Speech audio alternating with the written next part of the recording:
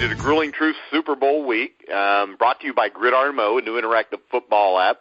Make sure you check it out for the Super Bowl. You can actually sit with your wife and kids, and it's not as complicated as fantasy football. You can sit there, predict what play is going to come, and compete against each other like that. Of course, for the NFL show, I'm your host, Mike Goodpasser. I want to welcome in my co-host, Matt Andrew Scavage. How's everything going tonight, Mike? Oh, everything's going great. We have a very special guest for Super Bowl week. We might as well get somebody who's won a couple Super Bowls. He was a stalwart on Super Bowl 13 and 14 Steel Curtain for the Pittsburgh Steelers. Help me welcome to the Grueling Truth, Gary Dunn.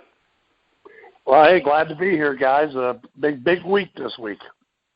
Yep, most definitely. So let's just start from the beginning with you. At what age did you start playing football?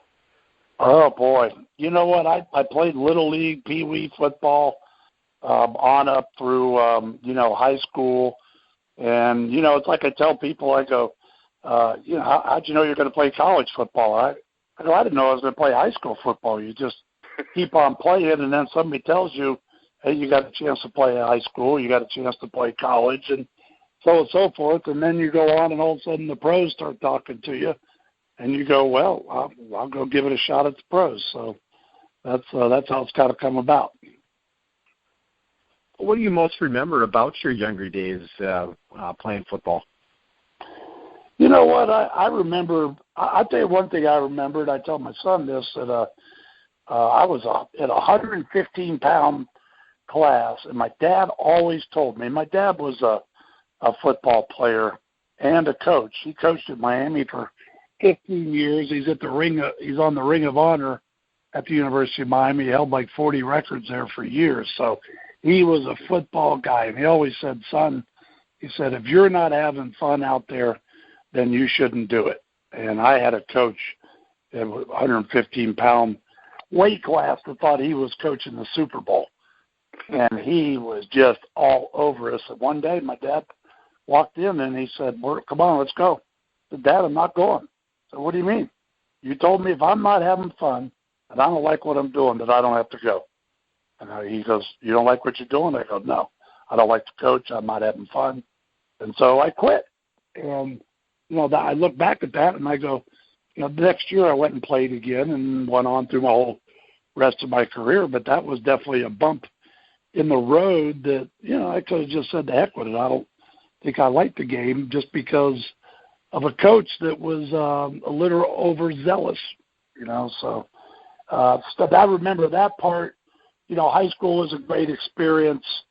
I played in a real big high school called Coral Gables High School. It was a big football powerhouse down here. They won the state championship and the mythical national championship. My team I played on at Coral Gables my junior year, 4 guys in that team went on to play in the pros. Neil Colsey, Glenn Cameron, Ralph Ortega, and myself off of that high school football team. So that was quite something. And then I went to the University of Miami. When Miami was in turmoil, I had 3 head coaches in 4 years.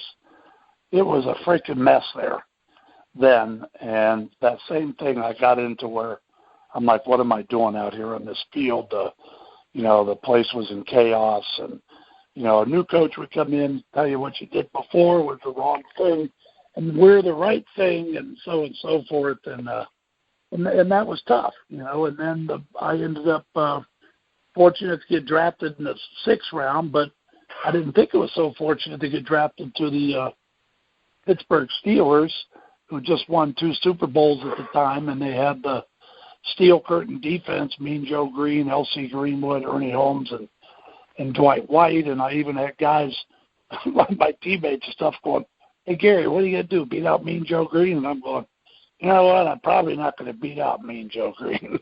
I mean, let's be real about it. So that's kind of how it went. You bring that up. I mean, the Steelers had arguably the greatest defense in NFL history. How did you go about proving yourself when you got there? You know what I did, and I went there, and it's probably not what you would think. I went there thinking I'm not going to make the team. Everybody wants you to say, oh, I'm going to make the team, and I'm spot. I said, you know what, I'm probably not going to make the team. But what I did was I worked myself out the best shape of my life. I mean, I worked with guys. I ran with linebackers. I ran with all the faster guys. I tried to do all their workouts. Well, the reason I did that was, first of all, I wanted to make the team. Second of all, when I didn't make the team, I didn't want to look back and think I could have done something more. You know, I didn't want to feel like I didn't give it my best effort to make that football team. So if I went there and I wasn't in shape or I thought I could do more, I figured I'd be a frustrated guy sitting on the bar chair, you know, down the road. So as it turned out, I was very fortunate, and they kept one extra defensive lineman for me to be on the team that year. So it worked out good. So you played for some great coaches with the Steelers. What was your experience like playing for George Pearls? Oh, George. I love George. George was a character. He was a great coach. Loved George. George, I credit. I changed the way I played college football. I was a lot better ball player in the pros because of the techniques that George taught me. And I had a very good coach at University of Miami also, but it was a little bit old school to what they were doing in the pros. And the stuff I learned from George and that training camp really changed the way that I played. But he was a character. He was a positive guy. I mean, I liked him because he was a positive coach, and you really wanted to do more for him. But he would chew you out too.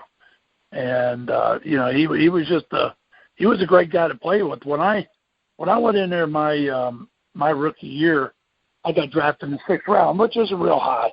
Plus, you're going to the Steelers. So, but I looked, and I was the highest defensive lineman drafted. Well, they had a guy named Bob Barber, who was, which I didn't know about, and he's in training camp. He was their number 2 round draft pick the year before. They couldn't come to contract, terms, so he went and played in Canada. So all of a sudden, I got this Bob Barber. Well, Bob Barber was a physical specimen. He ran a 4.5 40, and he was all this. And George just loved Bob. George was, and I'm here just a rookie, and all I did was hear about Bob and Bob this and Bob that, and so I'm thinking, well, this is not going to work out. Well, our first preseason game was against the New Orleans Saints down in New Orleans, and George actually saw me out. Of course, I'm a University of Miami guy. The night before, I was on Bourbon Street, and he caught me in Pat O'Brien's. And he looked over at me, and I saw that glare. And before I ran out for the pregame, and George stopped me and said, "Did you have a good time last night, Gary?"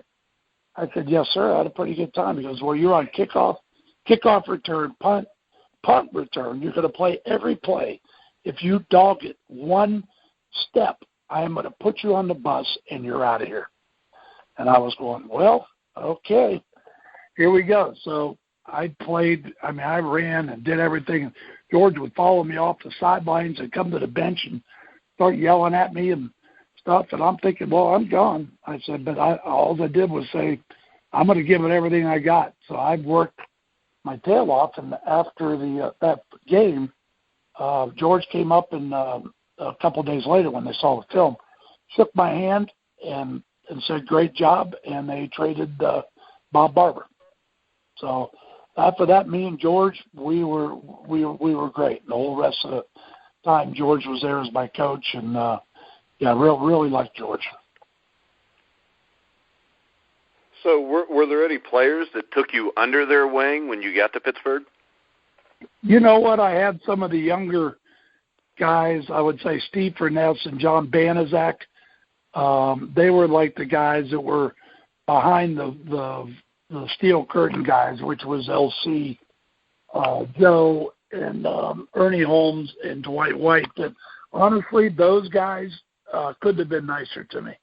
All those guys, I mean, Joe Green, and I always heard of Joe Green, and I'm like a little, but Joe would pull me over and tell me stuff I'm doing wrong and try to help me. And so I had guys like that. It was a very, those guys didn't make you feel like that you're an outsider. They took you under, and they wanted you to, learn from what they know. The only guy I was really scared of was Ernie Holmes. Ernie scared me. Ernie was about 5 foot, maybe 6 foot, let's say. He came into training camp that year at 330 pounds, and he had an arrow cut out of his hair on his head because it pointed the way the quarterback. Well, so that guy, he scared me, especially one day where they put out a platter of deviled eggs for our whole training table. Ernie ate 72 of them. Ooh, so be bad had to be a linebacker, wouldn't it? Yeah. Well, I wouldn't even tell you the rest of what happened out at the 95-degree temperature in practice.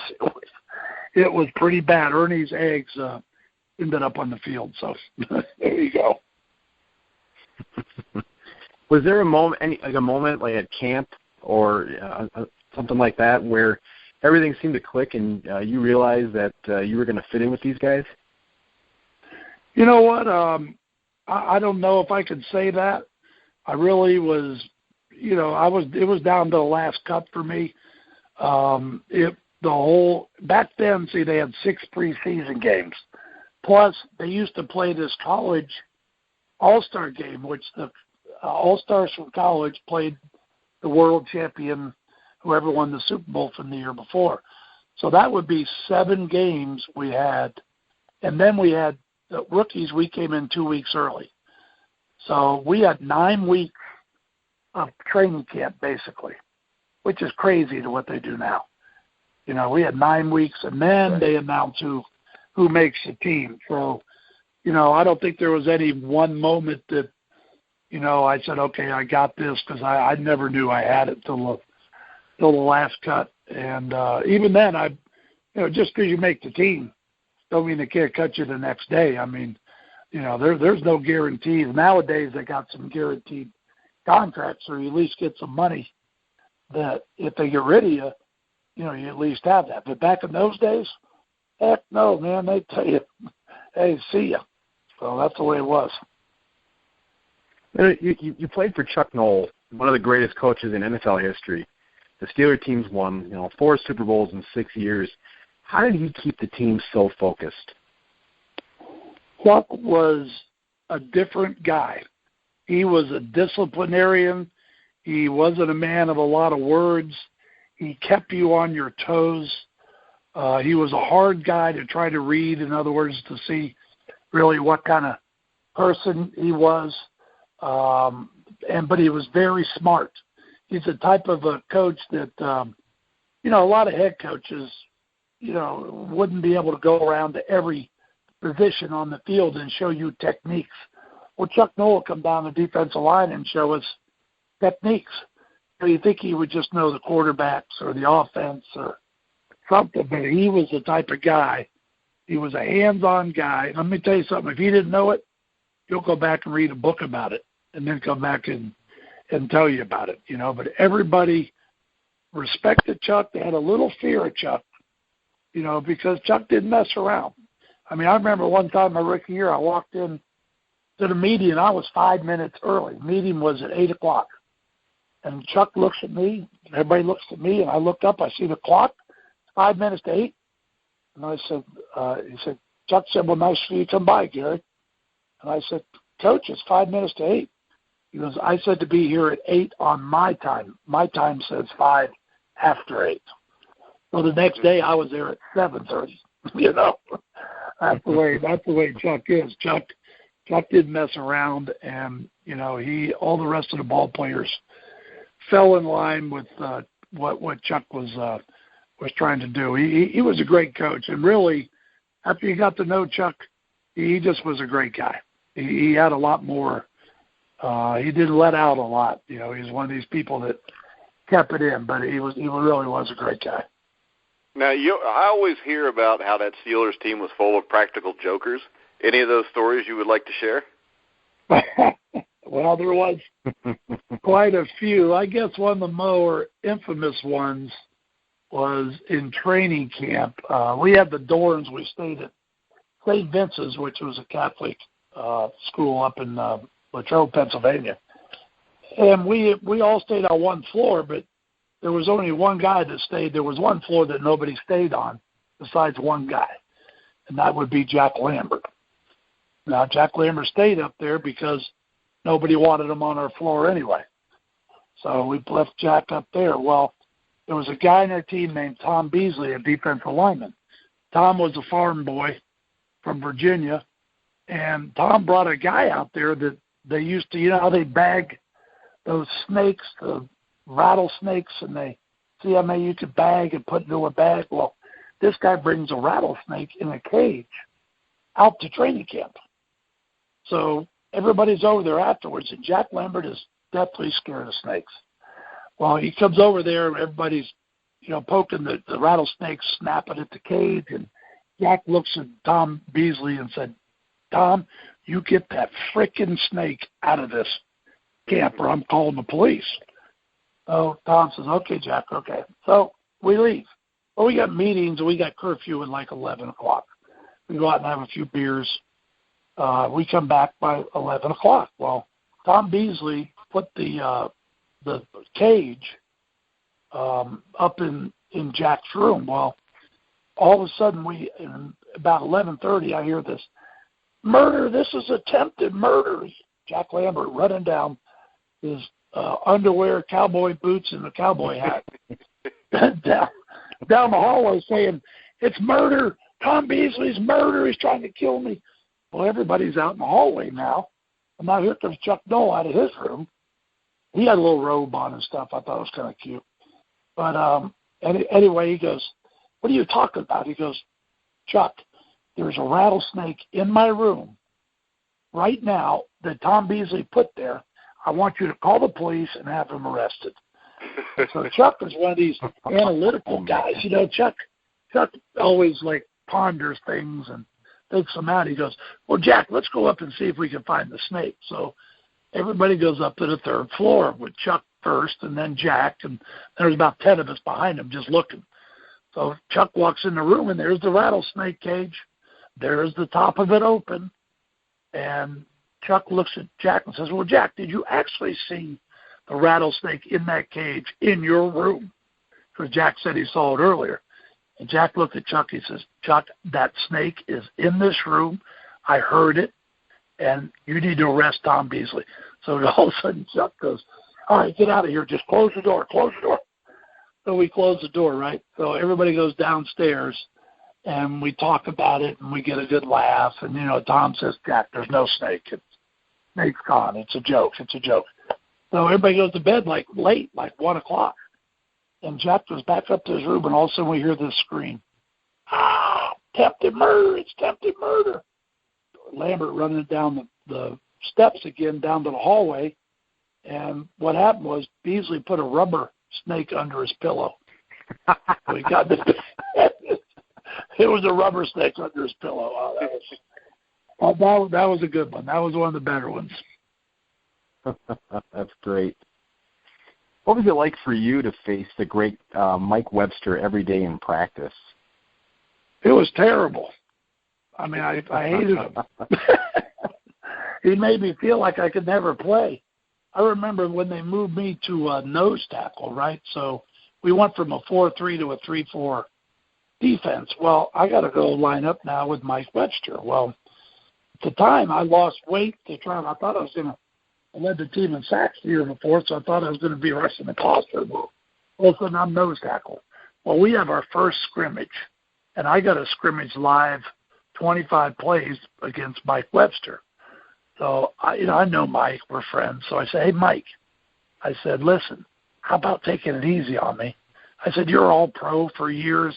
I go, "I'm trying to stay on this team, and I'm playing a position. I don't know what I'm doing."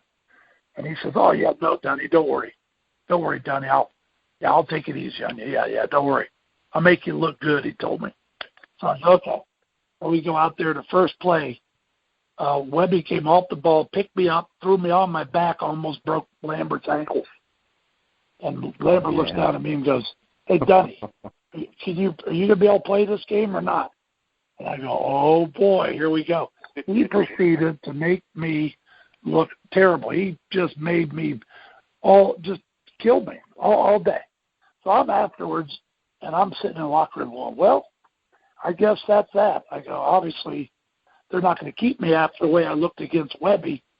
And so I'm like pretty depressed. But we had off that night. We only had off like one day a week. So everybody would drive into town. Well, I had a CJ7 Jeep. And so I said, you know what? This is probably it for me anyway. I went down to the store. I got a case of beer. I threw it on the floor. Just took about 4 bags of ice, no cooler on the Jeep, and just started driving down I-79 back to Pittsburgh. So I'm popping some beers. And here comes Mike Webster by me in his Lincoln Continental. And I see him. He tries to wave at me while I give him the finger. And he looks at me like, hey, what's your problem? So we pull over the side of the Pennsylvania Turnpike. And there's Webby there, and he comes in. He goes, oh, Dunn, you got a beer? So we sit there on my bumper drinking some beer. And I'm saying, Webby, why'd you make me look so bad? He goes, no, you did pretty good. I go, Webby, I got knocked backwards. I said, I couldn't make a play. I go, what are you talking about? I said, you killed me. And Webby goes, well, no. So then we started working on technique. We're lining up on the side of the Pennsylvania Turnpike on 3-point stances and doing pass rush drills and run blocking where he's showing me hand techniques and stuff like that. Well, so we're doing this, and we're sitting there drinking more beer, and finally the last one, he says, now come off the ball on me. I mean, we're in our street clothes. So I come off the ball, let him grab him, and I put him up on the hood of his car. So he goes, that's it. That's what you got to do. So I feel pretty good about myself. I go, all right, man, okay. Yeah, I feel good. And Webby says, okay, Dunn, he says, I got to go, but let's do one more. Okay, let's do one more. So we do one more. He picks me up and throws me over the guardrail of the side of the Pennsylvania Turnpike, gets back in his Lincoln Continental, and just starts laughing and said, have a nice night. All with Webby. All right. I was just going to interrupt you because we got to pay some bills. We got to get a commercial break in here real quick. So go ahead and check out a commercial from Gridiron Mo. I believe Leon Searcy's the one that's doing that commercial. And then also check out SteelbergBox.com for all your Pittsburgh Steeler fans' needs. So check that out, especially for birthday parties. We'll be right back with former Pittsburgh Steeler Gary Dunn right after this. I'd like to tell you about our new website, www.steelbergbox.com. A monthly fan box service built to take a fan's passion for the Pittsburgh Steelers to a whole new level. Offering 3 different fan boxes to choose from and several different plans, fans are guaranteed to get way more value in their box than they paid. It's simple. Drop by www.steelbergbox.com. Choose the category and size: men, women, youths, and infants. Then, pick one of our 3 Steelers merchandise fan boxes. After you choose your fan box, hit subscribe. Then choose your monthly plan. You're done. Go Steelers. This is former All-Pro Leon Searcy. I've got a new interactive app called Gridiron Mo, where you get to call the plays, offense or defense, and a live NFL game. You get to interact with other fans, pick the play, pick the call. That's Gridiron Mo. All right, we're back on The Grueling Truth. Make sure you check out Gridiron Mo at SteelbergBox.com. We're with former Pittsburgh Steeler great Gary Dunn. Played on the Super Bowl 13, 14 winning teams. So, Gary, let's go to this. The Steelers eventually went to a 3-man line. What was the transition like for you moving to nose tackle? Oh, man. I tell you what, I wish I wouldn't have done it. It's hard. Playing nose tackle is like somebody said one time, is like playing in traffic on I-95. I mean, it's just a brutal position. I mean, you know, there's always 2 guys on you, and you know, you just get beat up every play. So I really, looking back at my career, I enjoyed playing a 4-3 tackle a lot more than playing nose tackle. But when the coaches ask you to do it, and then you do it. So I did as best as I could do, but it was it definitely had its ups and downs, that's for sure. What do you remember most about your 2 Super Bowl experiences? You know what? The first Super Bowl was in Miami, which is where I'm from. And I'll tell you what I can remember is that we got to buy, and I can't tell you, I can't remember the price of those tickets, but we got to buy 20 tickets if you were a player on the team. Well, I came down here, and I got my parents, and I got relatives, and my mom's going, Gary, we need ticket for Aunt so-and-so and Uncle this and Uncle that. And I go, well, tell them that the ticket is, I'm thinking the ticket then was $60 or something. Whatever it was, but to me, you know, I'm making $28,000 a year in a 50% tax bracket. So I'm going, it's a lot of money to me. So anyway, so my mom proceeds to say, well, I'm going to pay for the tickets. And I go, you know what, Mom, you're not paying for the tickets. So she gave away 20 of my tickets. So now I'm thinking I'm going to lose money on this game.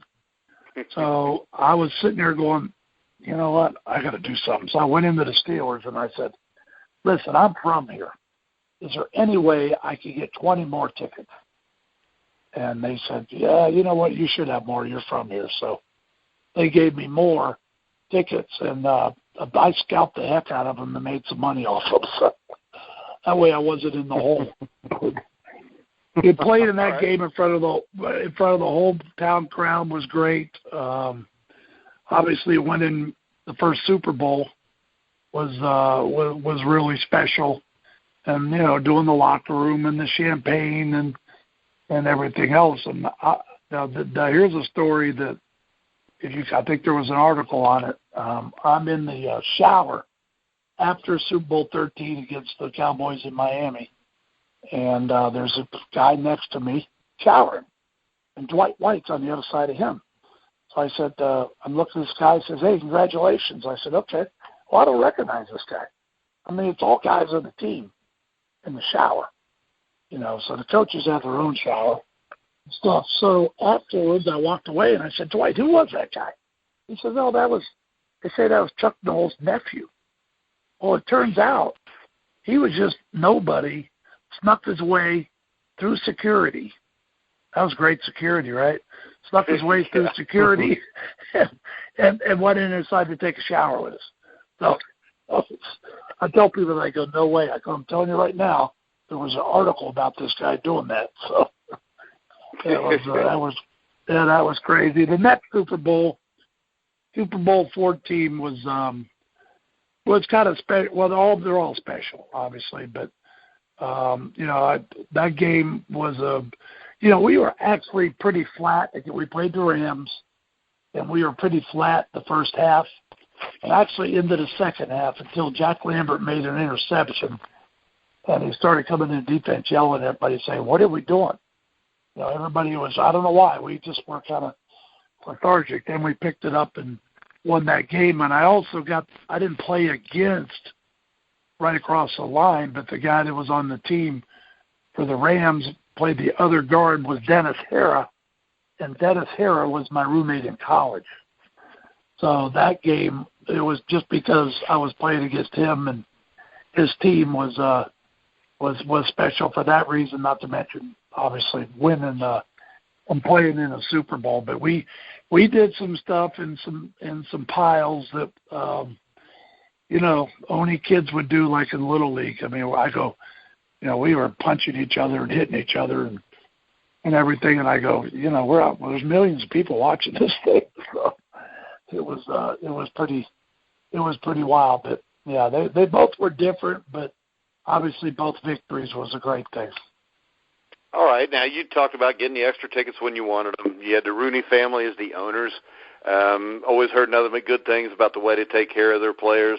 What are your thoughts, recollections about Art and Dan Rooney? Great. Art Sr., the chief, who I was fortunate enough to be there with, was so class, such a great guy.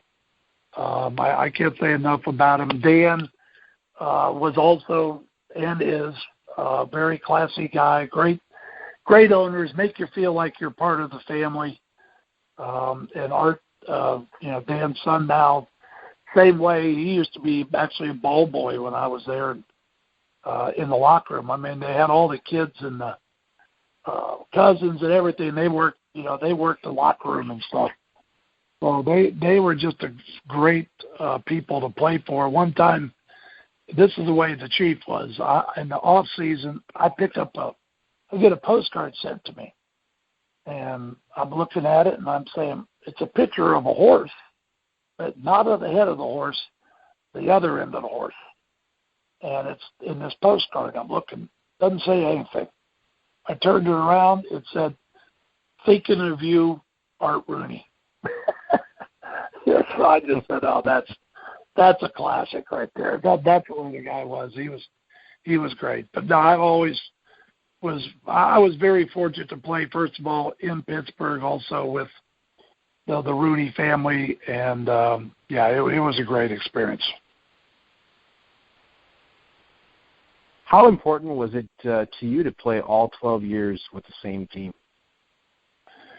Well, you know what? Looking back at it and what goes on nowadays, that's kind of a rare thing. But I was very happy to stay in Pittsburgh. I actually heard after I was done that it was close. They were working on a trade for me to go to the Oakland Raiders, which, you know what? I kind of like the Raiders too. That might not have been too bad, but I really liked staying in Pittsburgh, playing for the fans that are there and that town of Pittsburgh and the support you get.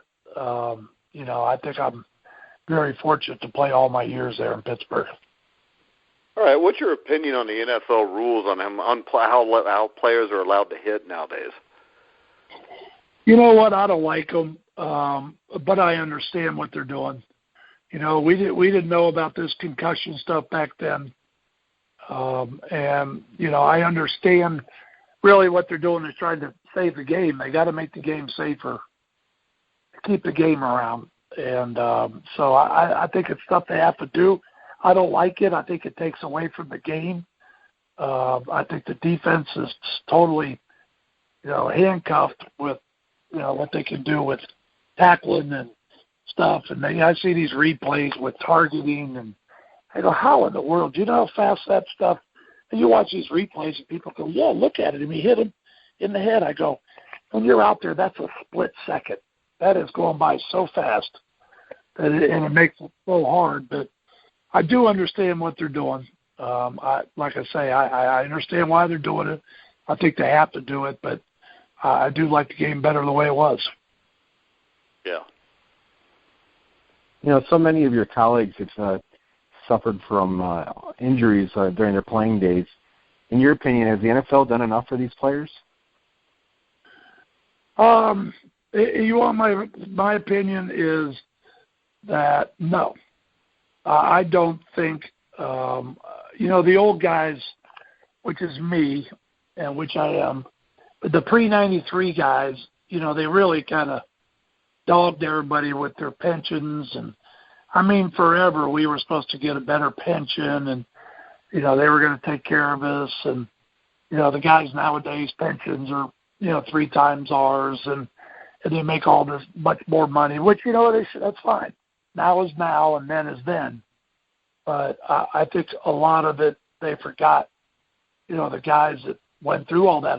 We played back then when those rules were that way. I played then when you could hold a guy up, and actually the guy was allowed to go dive on your knee, and that was legal. I see that block now, they suspend you for it. But we played in those years when the rules were just total physical, mayhem for you, and yet they don't want to try to help you out. And so, I'm not happy with a lot of things that have been done, with that at all. I think they've kind of forgotten some of the old guys, and there's a lot of guys out there hurting, So it's and the thing is, the NFL, built their product basically in the 70s and 80s off NFL films and off hits like that and glorifying them. You're right, and like I say, they the rules, I mean, I think it was made the game more interesting to watch. But now all these rules protected everybody, not to mention, they're only allowed to go out and pad so often. We had two, and we just were old school. We just beat each other up, and there were no rules about anything. And if anything, they have to look back and say, look at these guys. These guys just absolutely beat their bodies up for a small amount of money, and now we're not going to take care of them. And I don't blame you said the owners, but I mean back our union. The union more than anything. The union to me, the owners are cutting loose X amount of percentage of what they're making. The union's the one that needs to funnel it. But what they do is they funnel it to the guys nowadays because they're paying the bills.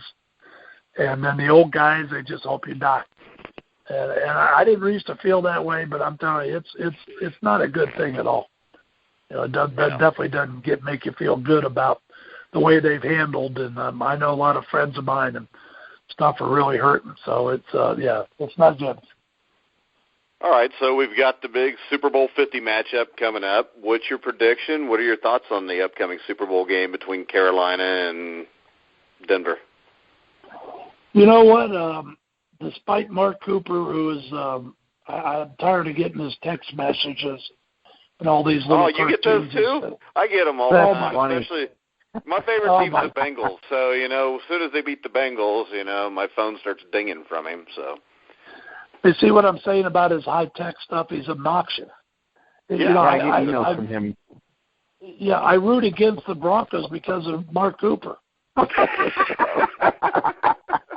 it should be your buddy played for him, but he's so obnoxious, and I go, you know what, I hope they lose. Well, and the bad thing is this. He just needs to face the fact that if Andy Dalton don't get hurt, Antonio Brown and them don't get hurt, the Bengals and Steelers would have both beat them by 2 touchdowns anyways. Well, you know what? I agree with you. And we were texting during that game, and I was like, "Oh no, you guys were lucky to get out of that frickin' thing." Yeah, I think the Panthers. I know everybody's probably picking the Panthers. The thing that only if to me is that Denver defense is freaking good. So if they could have an unbelievable performance, but I think the Panthers offense has shown that. They can play against anybody, so I think the Panthers are going to win. Well, I saw today that 65% of America is cheering for the Panthers.